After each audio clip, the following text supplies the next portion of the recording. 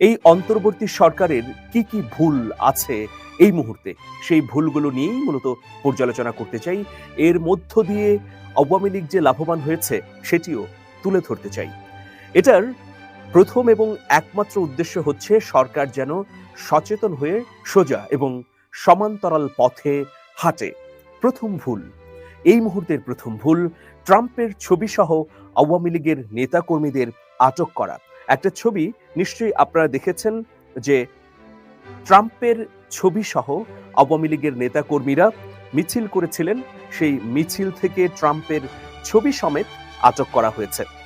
এর আগে একটা ফোন আলাপ ভাইরাল হয়, সেই সম্পর্কেও আপনারা অনেকে জানেন যে ফোন আলাপটিতে শেখ হাসিনা স্পষ্টভাবে বলেন যে ট্রাম্পের ছবি এমন ভাবে নিয়ে যাওয়া হবে যাতে গ্রেফতার হলে প্রত্যেকের হাতে ট্রাম্পের ছবি সহ তাদের শুভেচ্ছা জানানোর বার্তাটি থাকে, যেন সারা বিশ্বকে দেখানো যায় যে ট্রাম্পের পক্ষে মিছিল করবার কারণেই মূলত গ্রেফতার করা হয়েছে।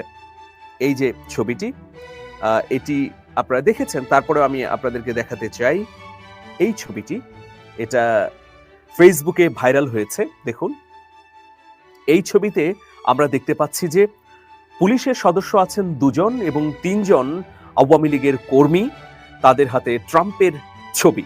এখন এই ছবিটা যদি কেউ দেখে, প্রথম কেউ দেখে, এর পূর্বাপর ঘটনা না জেনে যদি কেউ দেখে, তাহলে মনে হবে যে ট্রাম্পের ছবি নিয়ে একটা অভিনন্দন জানানোর অনুষ্ঠান বা কোনো মিছিল বা কোনো সমাবেশ থেকে গ্রেফতার করা হয়েছে, কারণ তারা ট্রাম্পের ছবি বহন করছিলেন।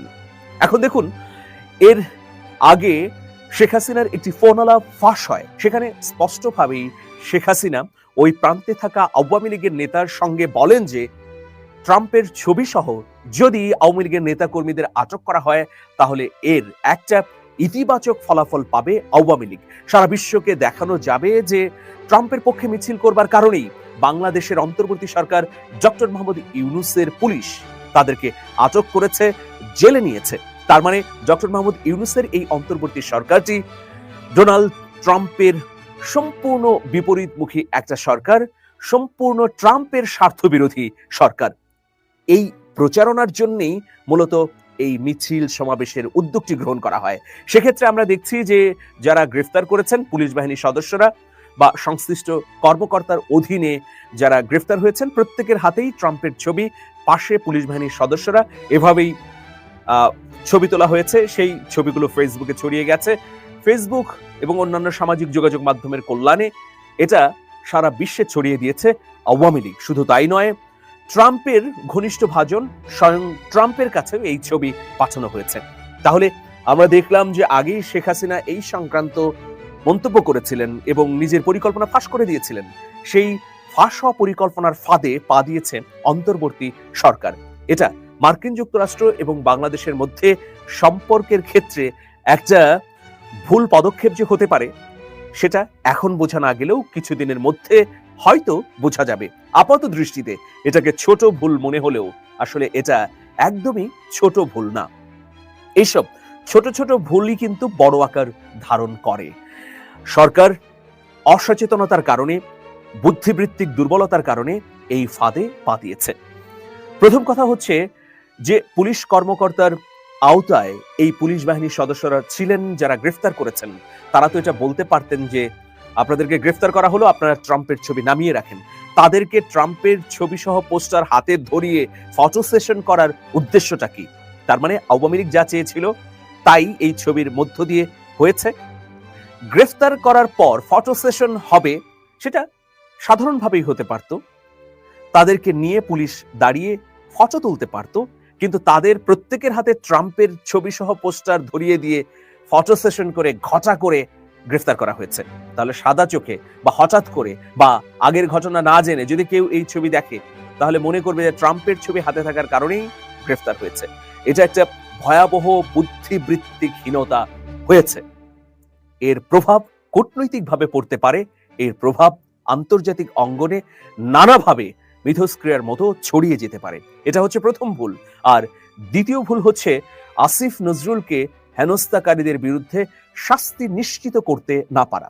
এটা এই সরকারের এই মুহূর্তের চরম এবং ভয়াবহ ব্যর্থতা। আপনারা জানেন এই সরকারের অন্যতম গুরুত্বপূর্ণ এবং প্রভাবশালী উপদেষ্টা ডক্টর মোহাম্মদ আসিফ নজরুল, তিনি সুইজারল্যান্ডের জেনেভায় অনুষ্ঠানে অংশগ্রহণ শেষে যখন দেশে ফিরছিলেন তখন হেনস্থার শিকার হয়েছেন। আওয়ামী লীগের নেতাকর্মীরা তাকে হেনস্থা করে। এই যে ছবিটি, এই ছবি ভাইরাল হয়েছে, আপনারা সবাই নিশ্চয়ই এটা দেখেছেন। এই হেনস্থা হবার পরে বাংলাদেশের গণ অভ্যুত্থানের পক্ষে যত রাজনৈতিক দল আছে প্রত্যেকটি দল প্রতিবাদ জানিয়েছে। অনেক যুব এবং ছাত্র সংগঠন মিছিল সমাবেশ করেছে। কিন্তু অত্যন্ত দুঃখের বিষয়, সরকারের পক্ষ থেকে এই ঘটনার কোনো তদন্তের ব্যবস্থা করা হয়নি। এই ঘটনার সঙ্গে জড়িতদের বিচারের আওতায় আনবার উদ্যোগ গ্রহণ করা হয়নি। আরো অত্যন্ত উদ্বেগের বিষয় হচ্ছে, জেনেভায় বাংলাদেশের রাষ্ট্রদূত তারেক মোহাম্মদ আরিফুল ইসলামের যে ব্যর্থতা রয়েছে এই ঘটনার পেছনে, তাকেও দায়ে আনা হয়নি। তার মানে কি, সরকার নিজেরাই নিজেদেরকে অপদস্থ করবার পথ খুলে দিয়েছে। ফলে এখন কিন্তু এই সরকারের উপদেষ্টা থেকে শুরু করে ঊর্ধ্বতন কর্মকর্তারা যখনই বিদেশে যাবেন তখনই বিরোধী পক্ষের দ্বারা আক্রমণের একটা আশঙ্কা থাকবে সবসময়ই। কারণ জেনেভার মতো উন্নত একটা রাষ্ট্রে আসিফ নজরুল অপদস্থ হবার পরেও অপদস্থকারী এবং এর অন্তরালে যুক্ত থাকা জেনেভার রাষ্ট্রদূত তারেক মোহাম্মদ আরিফুল ইসলামের বিরুদ্ধে কোনো ধরনের ব্যবস্থা গ্রহণ করা হয়নি। এটাই হবে একটা বড় ধরনের দুঃসাহসের উৎস ভবিষ্যতে অন্য উপদেষ্টাদের অপদস্থ করবার ক্ষেত্রে। তো সুতরাং সরকার নিজেই সেই সুযোগটি করে দিচ্ছে, পথ খুলে দিয়েছে। আর তৃতীয় ভুল হচ্ছে, আপনারা জানেন মুস্তফা সরোয়ার ফারুকীর বিরুদ্ধে সারা দেশেই বিভিন্ন প্রান্তে প্রতিবাদ উচ্চারিত হচ্ছে। চট্টগ্রামের জামালখানেও এইরকম একটা প্রতিবাদের আয়োজন করেছিল তৌহিদি ছাত্র জনতা শিরোনামের একটি সংগঠন। সেই প্রতিবাদ কর্মসূচি থেকে 6 জন ছাত্রকে আটক করা হয়। এই ছাত্ররা কিন্তু কোনো সহিংসতা করেনি বা ভাঙচুরের পদক্ষেপ নেয়নি। তাহলে কেন আটক করা হলো? এদেরকে আটক করে থানায় নিয়ে যাওয়া হয়, এরপর জিজ্ঞাসাবাদ করা হয়, তারপর হেফাজতে ইসলামের ঊর্ধ্বতন নেতারা এসে তাদেরকে থানা থেকে ছাড়িয়ে নিয়ে যান। এই যে আত্মঘাতী পদক্ষেপ, এটা কে নিতে বলেছে? এটা কেন হলো? যদি মানুষ শান্তিপূর্ণভাবে প্রতিবাদ করে, এই সরকারের বিরুদ্ধে কণ্ঠ উচ্চকিত করে, সরকারের ভুলগুলো ধরিয়ে দিতে চায়, তাহলে তার কণ্ঠকে রুদ্ধ করবেন? 16 বছর তো এটাই হয়েছে। সেই পথেই এই সরকার এই ঘটনার ক্ষেত্রে পা বাড়ালো। এই ছাত্র জনতাই তো এই সরকারকে ক্ষমতায় বসিয়েছে। যারা ক্ষমতায় বসিয়েছে, এই সরকার বিপদে পড়লে সবসময় যারা পাশে থাকবে তাদেরই বুকে ছুরি মারা হচ্ছে। এগুলো কিন্তু ছোট্ট ছোট্ট আবেগের বিষয়। এই আবেগের জায়গাগুলো যখন নষ্ট হয়ে যাবে, তখন ছাত্র জনতা আর এই সরকারকে ওন করবে না, মনে করবে না যে এটা আমাদের সরকার, বরং মনে করবে আগের সরকারের এটা কেবলমাত্র ধারাবাহিকতা, কেবলমাত্র নাম পরিবর্তন, এর মধ্যে অভ্যুত্থানের চেতনার লেশ মাত্র নেই। কেন আটক করা হবে? মানুষকে কি প্রতিবাদ করতে দেবেন না? এই প্রতিবাদ এর অধিকার যেন অক্ষুণ্ণ থাকে। অনেকগুলো বিষয় ছিল নিশ্চয়ই, তার মধ্যে একটি গুরুত্বপূর্ণ বিষয় হচ্ছে কথা বলার স্বাধীনতা।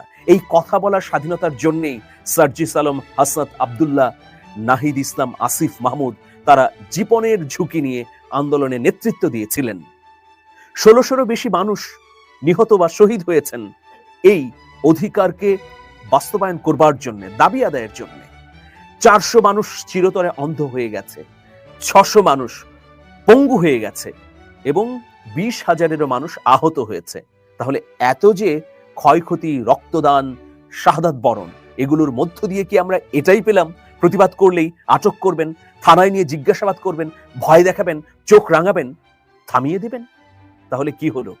তাহলে কি জেইলাও সেই কদু? এই যে ফ্যাসিবাদী পথে হাঁটার প্রবণতা, এটা কেন আবার শুরু করলেন? এই ধৃষ্টতা কেন হচ্ছে? যারা আপনার প্রকৃত বন্ধু তাদের বুকেই ছুরি চালাচ্ছেন। 6 জনকে আটকের জন্য অবশ্যই ক্ষমা চাওয়া উচিত সংশ্লিষ্টদের।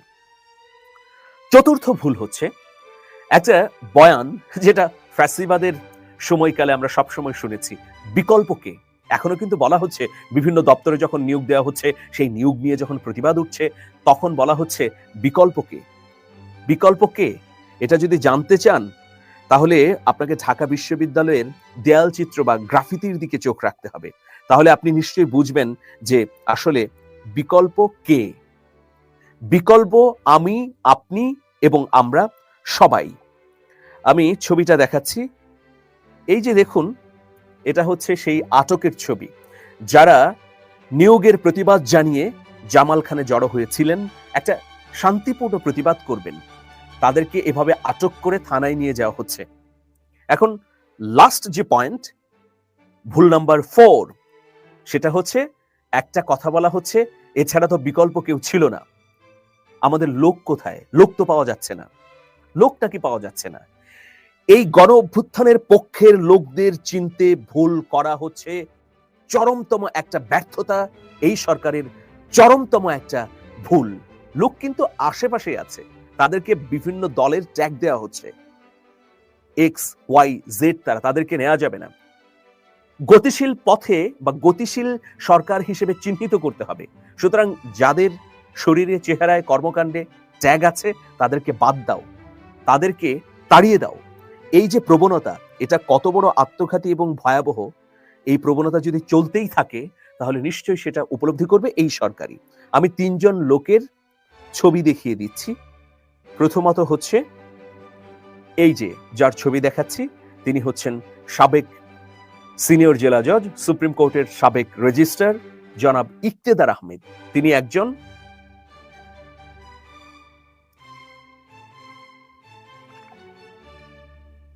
এরপরে এই ছবিটি দেখাচ্ছি, তাকে সবাই চেনেন, কবি আব্দুল হাই শিকদার। তিনি নজরুল ইনস্টিটিউটের সাবেক মহাপরিচালক। আরেকজন লোক আমি দেখাবো, তাকে সবাই চিনবেন, তিনি হচ্ছেন নিউ এজ পত্রিকার সম্পাদক জনাব নুরুল কবির। এরা কিন্তু কোনো মৌসুমী আন্দোলনকারী না, এরা কিন্তু মৌসুমী বিপ্লবী না। বছর ব্যাপী, যুগ যুগ ধরে লড়াই করে আসছেন মানুষের অধিকার নিশ্চিত করবার জন্য। আজকে ছাত্র জনতা যে বিপ্লবের উর্বর ভূমি পেয়েছে, মানুষের বিপুল সমর্থন পেয়েছে, তার পেছনে জনাব ইকতেদার আহমেদ, কবি আব্দুল হাই শিকদার এবং নুরুল কবিরদের অবদান রয়েছে। আমি এরকম আরো 100 জনের তালিকা উপস্থাপন করতে পারবো।